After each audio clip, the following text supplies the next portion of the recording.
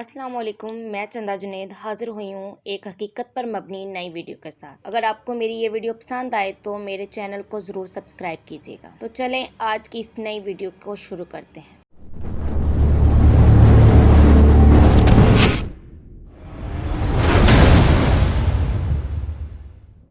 मेरा नाम वसीम है। मुझे बचपन से ही सहरा देखने का बहुत शौक था, क्योंकि मुझे वहाँ के लोगों का सादा तर्ज ज़िंदगी, वहाँ के घास के बने घर दिल को बहुत ही लुभाते थे। आज से 15 साल पहले मैंने अपने 3 दोस्तों को अपने साथ थरपारकर जाने के लिए राजी किया। दौरान सफ़र मेरी एक हम सफ़र ने बताया कि थरपारकर में बहुत सी जगहों पर पुरस्कार वाक़यात पेश आते हैं, मसलन जिन्नात का लोगों पर काबिज हो जाना, उन्हें जान से मार देना वगैरह वगैरह। पर हमने इस बात पर कान न धरे। ऐसी चीज़ें तो होती ही नहीं, ये सिर्फ वहम होता है।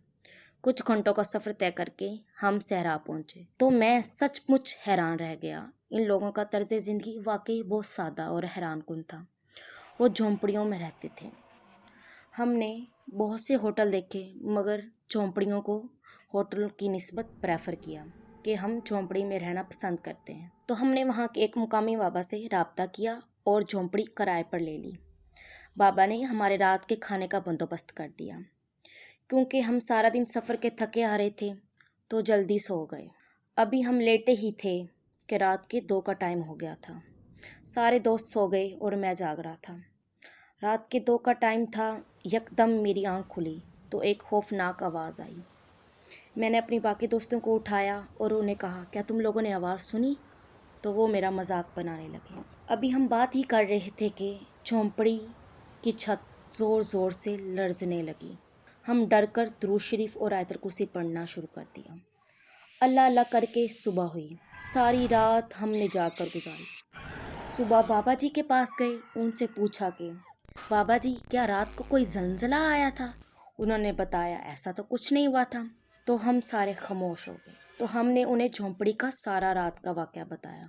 उन्होंने भी हमें बताया कि मैंने भी ऐसा 2 दफ़ा महसूस किया है। ऐसे लगता है जैसे झोंपड़ी की छत को कोई ज़ोर ज़ोर से हिला रहा है। अगले दिन हम फिर सैर को रवाना हुए। हम पिछली रात के वाक़ये को भुला चुके थे। खाना खाया 1 बजे और सो गए।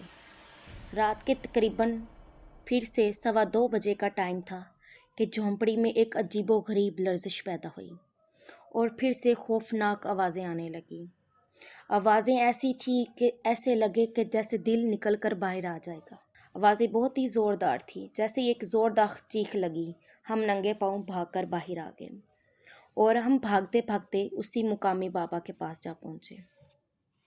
हमने उस मुकामी बाबा को जाकर ये सारा रात का वाक़या बताया कि हमारे साथ क्या क्या हुआ।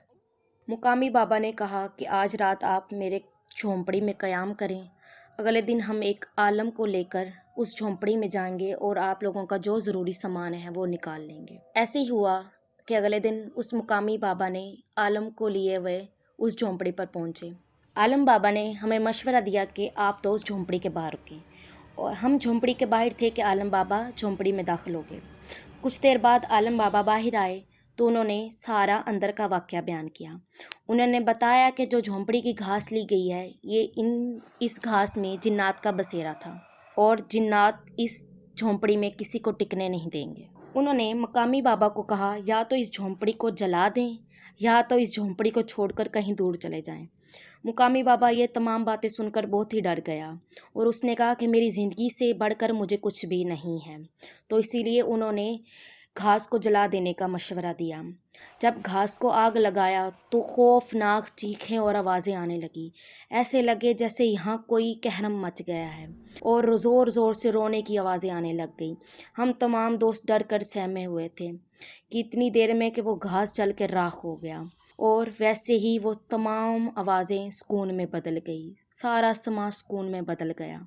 हम अपने घरों को रवाना हो गए और दोबारा थरपारकर जाने का कभी दिमाग में भी ना लाए। अगर आपको मेरी ये वीडियो पसंद आई है तो इसे अपने दोस्तों के साथ शेयर कीजिए और हमारे चैनल को ज़रूर सब्सक्राइब कीजिए।